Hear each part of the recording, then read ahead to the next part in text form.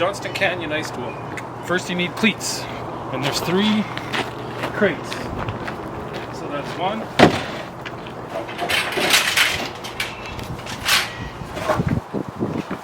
And also some extra gloves, JC extra gear.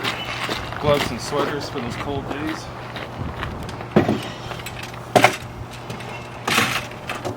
And don't forget your own backpack.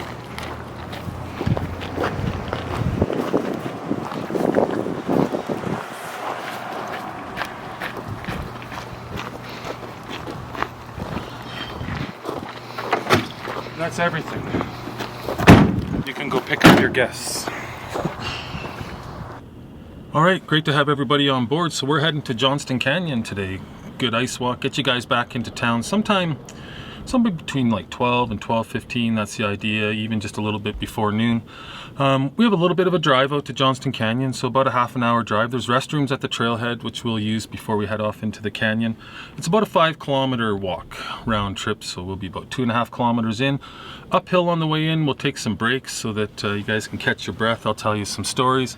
For example, a bunch of red squirrels left Johnston Canyon a few years back. We'll get into that little mystery, maybe play some games, name some waterfalls, and a beautiful hike. There's ice, there's water, great sounds. The theme of our tour today is the way that water erodes the landscape, the role that it plays. Before we leave town, thank you everybody for doing your waiver online, and Jill for doing the paper waiver here before we left. Any questions on the waiver at all from anybody? All right, great. What we'll do is we'll get going. So we're just going to get out of town. We'll be on the Trans-Canada Highway for just a few minutes. Then I'll tell you some stories on the drive out to Johnston Canyon about this landscape, mostly history along the way. And then we'll cover what you can expect in the canyon just before we get there in terms of what we need to do in terms of, keeping ourselves safe, finishing the trip on time, all of that. And along the way, lastly too, Johnston Canyon's a great place for photographs. So I'll be helping you out with photographs along the way. Give me your phones and we'll do some great pictures in there with the canyon. Those vertical panoramas, horizontal panoramas. We can get lots of great photos in there. It's a beautiful place to go. You guys all ready to go to Johnston Canyon? Right on. All right, welcome to the Bow Valley Parkway. This road takes us in 17 kilometers out to Johnston Canyon. And this is a side road now, so you noticed how we got off the Trans-Canada Highway, which of course that was built in the 1960s through the park. This was the original road built through the park. In fact, the first automobile to come into Banff National Park was in 1909. And the park superintendent waited at the east gate of Banff National Park and turned him around. He said, we're not going to have these horseless carriages in Banff National Park. But then, during the First World War, looking south of the border, down in Yellowstone National Park in Yosemite and Glacier Park in Montana, they were starting to build roads to promote what was a new form of tourism in the Mountain West, which was automobile tourism. And so this road here was built during the First World War using the labor of prisoners of war. Well, not prisoners of war, but internees. So during the First World War, Canada never brought any prisoners of war from the European war front, but if you had recently immigrated to Canada and you had an ethnic origin allied anyway with the Austro-Hungarian Empire, given the war fervor of the day, you weren't trusted to be loyal to the British Crown, and about 9,000 men were interned in Western Canada in national parks and other areas to work on public works projects. They were paid about 25 cents a day. It was about 600 men that were interned here in Banff National Park, largely at the Castle Mountain internment camp, which is near Johnston Canyon, and they built the first version of this road. It was rough living conditions for them. That first winter, even into November, they were still sleeping in tents before they were transferred to more permanent buildings off the edge of the town of Banff by the cave and basin. And they built the first version of this road. It was a rough road, and it was used through the 1920s, and then it was improved during the 1930s, and now the concern wasn't war times but the Great Depression. And if you were a young man in one of Canada's cities and you didn't have any employment, you could receive unemployment relief payments from the federal government as you can today, but those came with strings attached. To continue receiving those, you need to come out to the mountain parks and work on public works projects. So between the two type of work programs, the internment camps and then the unemployment relief camps in the 1930s, That's how we got this road, including the Johnston Canyon Trail as well. It was those internees that built the first version of the trail to the lower falls during the First World War. Later on, the trail was improved by Margaret and Walter Camp. We'll talk more about them when we get up to Johnston Canyon, and more work done on the trail by unemployment relief workers during the 1930s.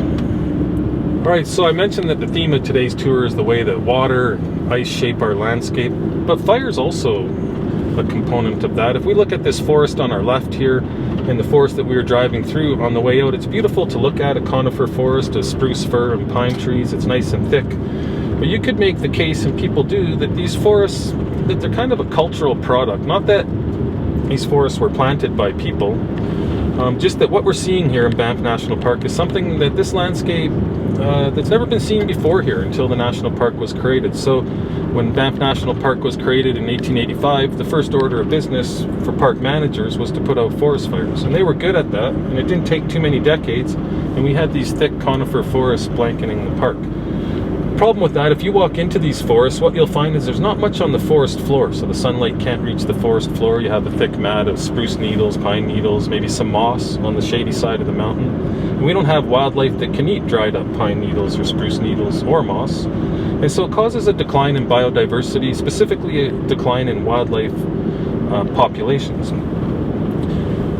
It wasn't always that way here. Prior to the park being created, this had always been the homeland, this landscape of indigenous people, the Niitsitapi, the Blackfoot Confederacy, the Stoney First Nation, the Tunaha, and what they would do, specifically to create wildlife habitat, is burn the forests on somewhat of a regular schedule. That would create wildlife habitat, increase the amount of wildlife, it made hunting easier, it made travel easier.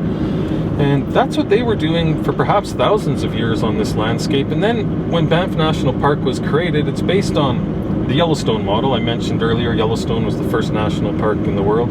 Banff's based on that model, and it's based on the idea of wilderness. But wilderness is an idea that was brought here by European newcomers. And so when wilderness, that idea was brought here, that changed sort of the way people lived with the landscape. The hallmark of wilderness is it's a place where nobody lives. But we never had any places where nobody lived in Western North America where these parks were created in the late 1800s. And so the great irony here is wilderness had to be created first before it could be protected. And in Banff National Park, that meant the eviction of indigenous people. They were put on reserves to the east and south of Banff National Park. And then non-indigenous newcomers take over management of the park, put out the forest fires, and you know the rest of the story. We end up with these thick, overgrown forests.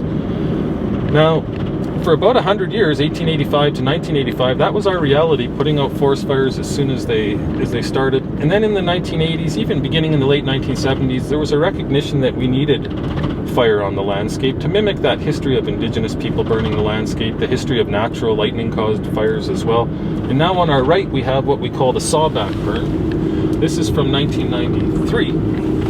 And this is an attempt to restore the landscape. There's a recognition that without fire, we'll have a decline in biodiversity. And immediately after the fire, we have great wildlife habitat. We have grasses growing, berries, flowers, areas for grazing animals. And there's prescribed burns throughout the park. Today, just this past summer, there was 11 planned for the park. And the idea here is not to burn up the whole park, or not even just to burn a little bit of it. The idea is to have a patchwork, so that eventually when you look at the park, say from satellite view, it'll look like a patchwork of burned and non-burned areas. And what that does, most important here, is it creates forest edge, like we have here up ahead. So we've got the open area, and then that wall of conifer forest, and that's where a lot of the action is with wildlife. You can have ungulates, grazing animals out in the open, but they have that escape train. They can head into the forest. Predators can use the forest as cover as they're looking for prey animals. And either way, what it does is it just creates an increase in biodiversity, creates that wildlife habitat that we need here in Banff National Park. So we're only a few minutes from arriving at Johnston Canyon. And when we arrive, there's restrooms in the parking lot, so I encourage you to use those because there's nothing in the canyon. If an emergency came up in the canyon, talk to me, and we've got some options that way, some leave no trace options. We'll go into that only if needed. And then you guys will use the restroom, you'll come back to the van, we'll get you set up with ice cleats, we'll go into the canyon. If you need a hiking pole, I've got some hiking poles. not really encourage, you know, I wouldn't encourage you to use one, but if you think you might benefit from that balance-wise, you can grab a hiking pole. Just keep the tip on the ground so that that tip doesn't hit anybody else in the face. In terms of our safety, I'll lead the hike on the way in and on the way out. That way I can set the pace. Make sure it's a pace that works for the group. In the bottom of my pack, I have a big first aid kit. And if something should come up, I have wilderness first aid, so I can help you out that way. I'm a licensed hiking guide in the park. Usually nothing comes up except maybe some blisters. I also have blisters, blister pads in my backpack. And then if you have any medical conditions that are relevant to this hike, just let me know privately. So the big ones would be like a heart condition, diabetes, asthma, of course, any kind of recent surgery, knee pain, hip pain, something like that, just so, you know, that gives me just a little bit of knowledge ahead of time, so it might be easier to respond if something does come up. Allergies as well, those are important to know about. We do have some snacks and treats along the way, so let me know if you have allergies to, you know, whatever it is, gluten, wheat, milk, something along those lines. And we'll be at the canyon, like I say, in just a few minutes here. And the way this will work, I'll just get out of the van, I'll get the door open, you guys can use the restrooms. They're nice restrooms, heated and everything. Then right back to the van after that, get our ice cleats on, get going into the canyon, and that's where we'll start with some good stories, and I'll help you guys out with some photographs as well along the way. And I'm looking forward to this, and I'm hoping you guys are too. So just a quick side note for guides when you're coming to Johnston Canyon. Of course, in your pack, we've already went through this in another video, everything that's in your pack. You have the cups, you've got your hot chocolate, you got a pack of cookies for each guest. And then on the coldest days, like when it's like minus 18, minus 22 and lower, those kind of temperatures, bring hand warmers as well. But these aren't something we just hand out to everybody. They're not something that's included in the tour. We bring them for safety. Like, we want people's hands to be warm and for them not to get frostbite at those temperatures. But if it's minus 8 or minus 12 and a sunny day even at minus 16, these aren't something we use. You can have them in your backpack, but they're not something that we're just constantly giving out to guests. But when we need them, Discover Banff Tours provides them for us. All right, everyone's back from the restroom. Now to go through our ice cleats. So these, we've got a left and a right. They've got the little cleats on the bottom to give us good traction in the canyon. I have sizes for everybody here, so I'll fit you up with the size you need just by taking a look at your shoes. You don't even need to tell me what your size is. They're not numbers. There's not like 7, 8. There's M, there's S, there's SW. There's sizes that you don't know. So I'll just get you the size you need by looking at your boot. But first I want to show you how to put them on. And this is what I do, is I kind of like to just open up the toe just slightly, just like that, the back there, and your toe's going to go into the front, and this is going to wrap up around your ankle. Just a quick demonstration here for you. I just put down on one knee, get my toe all the way up. Your heel has to go in between those two tabs, so I make that happen back here. Pull up on this strap, that's perfect, around the ankle, and then the toe. And these don't need to be really tight. If you just pull really tight on these, the cleat will just break, and then that's another pair of cleats we can't use. So just gently pull up, tab that down. And this front one, or this one that's in line with your toes, if you pull it really tight, it's actually kind of uncomfortable. Better just to leave it just a bit loose like that, and then there's nothing pushing against your toes. Your feet will probably stay a touch warmer. Repeat that with the other one, and then you're ready to go. You've got a nice cleat on your feet. Just a last note, if you have snow pants on, as many of you do, this strap here, if you've got the big snow pants, I got small pants, but if they're big snow pants, this goes right against your boot, and then the snow pants go over top, just like so. And I'll get you guys all a size here. Just give me a second. Hey guys, as you're coming across the bridge here, stay in the middle as much as you can. You can see that the snow sloughs off on the edge here, and we don't want to see ankles going in and getting caught under that handrail. So and that's kind of true as we head up the trail as well. You'll see that along the handrails sometimes, so watch the ankles as we go. All right, so that was just a little taste of what it's like to walk in our ice cleats just across the bridge over to here. Is everybody's cleats doing all right? Yes, excellent. If you need any help with your cleats along the way, just talk to me and I'll help you out. You can just stand there, keep your gloves on. I know exactly what's wrong. Usually I can come over and fix those. If it comes to it, I've got some tape in my backpack, and I'll tape those on. And yes, welcome to Johnston Canyon. So We got Johnston Canyon Resort here, which you already know about automobile tourism. We talked about that earlier in the tour, the way the road was built during the First World War, again in the 1930s. It was in the 1920s that Margaret and Walter Camp got a lease from the Park Service, established the Johnston Canyon Automobile Bungalows here, today known as Johnston Canyon Resort. And in fact, it's their descendants that are still operating the resort here today. Beautiful little cabins. The idea back in the day was automobiles were a new thing. People were really proud of them, and they'd like to drive their vehicle right up to their hotel room and stay right beside their hotel room rather than park in a parking lot. And that's kind of the idea still today, and they're really cute inside, nice cabins. I'll draw your attention over here. Here's what we're doing today. So we're just down here at Johnston Canyon Resort. We just came across the bridge. We're gonna head into the canyon. We'll head up. Not too much to see for the first 10, say, to 15 minutes, so we'll just keep moving and warm up a bit, and it'll be after that that we get into the canyon proper, start taking some photos. We'll get to the lower falls eventually, check out the cave there if we can. If the cave's really busy, we might catch that on the way out. And then some climbing starts after the lower falls. We pass some other waterfalls, and our goal eventually is to get up to the upper falls, where we'll enjoy some treats and turn around and hike back out. So if you guys are ready, follow me. Let's go into Johnston Canyon. Oh, it sounds nice here. So we just got the water flowing through the canyon. Sometimes people wonder, is this glacial water or spring water? Definitely spring water coming from a lake here. No glacial source for Johnston Creek. But it's nice just to kind of slow down and hear the sounds of nature, hear the water here. Is the pace working for everybody? Yeah, okay, right on. Well, we're gonna go a little bit further. Next stop is a photo stop. Hey guys, just a safety note here. This big mound of snow you see here, there's a rock under it with some sharp edges, so just either go to the left or the right and we'll avoid any slips here. Thank you. All right, so we can see the forces of erosion at work here as well. Definitely the canyon's much deeper below us. More on that to come. But interesting, here we have this vertical, nice blue ice here, and if you were here in the summer, it's not like this would be a big waterfall that's flowing down. What happens here is in the summer, all these spruce trees around here, these fir trees, some pine trees, they're using up the groundwater, so they bring that up to their needles. In the winter, of course, conifer trees are dormant. They're not using that water. It seeps out of the rock, and over time it just builds up more and more to the point that people can actually climb on the ice. And if we're lucky, we might see some ice climbers when we get up to the upper falls. All right, so now, in case you're just wondering where we're at here, we're making good time. Everybody's doing really well. We're about a quarter of the way through the canyon, so just a couple more bends and we'll be at the lower falls. Here I'd like to help you out with some photos. A nice open area in the canyon. We've got a little bit of room here. Anybody want a photo? Good enough. All right, let's catch our breath again here a little bit. I want to draw your attention to the layers in the rock here that we have, all heading up on an angle on this side. And if you turn around and look at the other side, you see you've got the same layers on an angle over there.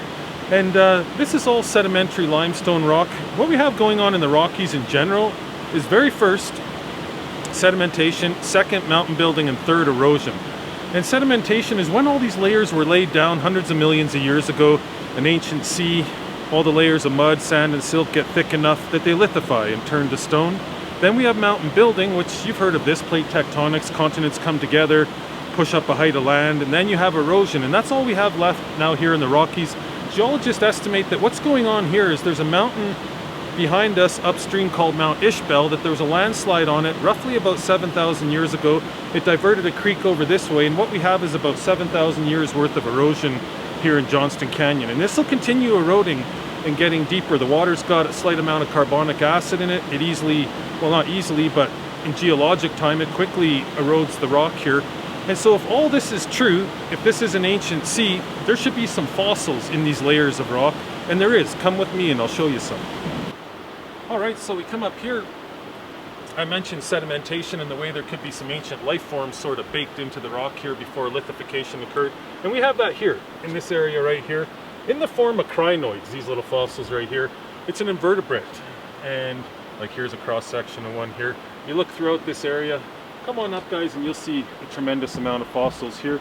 Maybe 2 or 3 people at a time. Then you guys can walk on behind me. We'll just stop up here a few meters, and then we'll all continue along to the lower falls.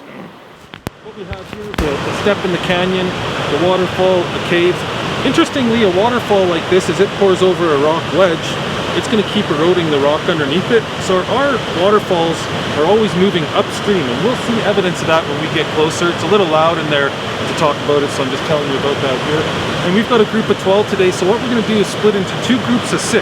We'll have 6 people go into the cave, enjoy the sounds and the experience in there for a couple minutes. Come on out, we'll get the other group in there. And when the first group comes out of the cave, come across the bridge to this side over here, and I'll help you out with some photos. Come with me.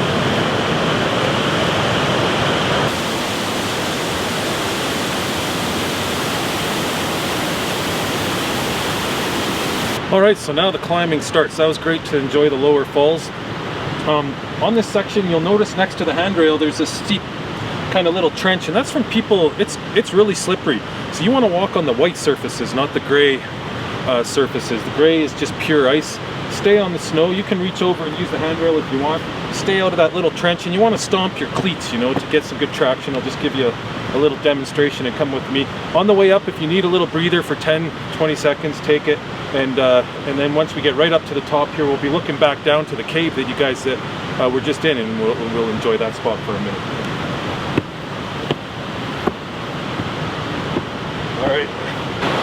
All right, so we talked about how the canyon, it's the water itself that has created the canyon, the carbonic acid in the water eroding this out over the last thousands of years. And then we have the waterfalls themselves, which are always moving upstream, changing their configuration. And then we have frost shattering as well. So even in the winter on a cold day, it warms up a bit during the day. We got some sunshine, some water melts down, gets into the cracks in the limestone, freezes, expands, and that's always chipping rocks off the canyon walls as well.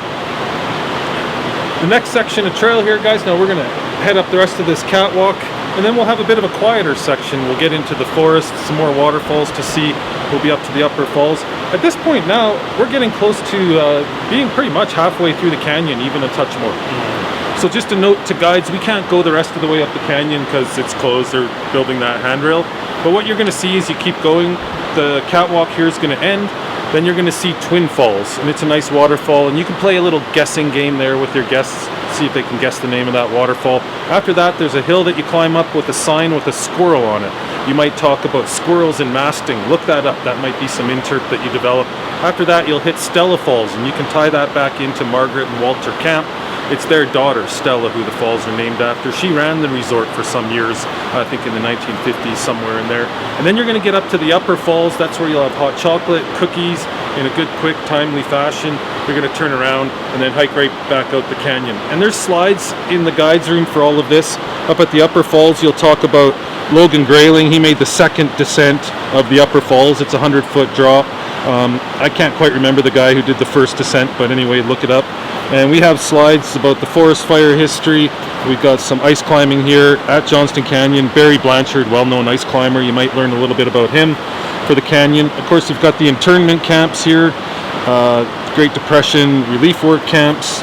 Johnston Canyon back when it was the wooden catwalks and wooden handrails. These are all things you can develop into your interp. The phases of geology, so sedimentation, mountain building, erosion. There's Margaret and Walter Camp, and we got Stella in this one. She was a chambermaid, an early car on the road after it was built during the First World War. This is in 1932 actually. So, and then the squirrels. If you want to learn about squirrels and masting, that's an interesting story. You might pick that up yourself. All right, before you guys use the restroom, we don't want to wear our cleats in there and damage the floors. So before you do, I'd like you to take off your cleats, but before you do, just hang on, just watch me. There's a specific way to do it and a specific way to give them back to me. So all you need to do is reach down, undo only the ankle. Don't undo the toe. Stand on that ankle strap, slide out your foot. Do the same thing on the other side. Just stand on that ankle strap, slide out your foot, and then take both sets of cleats, nest them together like this. Take that whole mess of straps at the back and tuck it in just like that, and then just give him to me and I can get him nice and tidy in the box because he's got to go to work again tomorrow morning.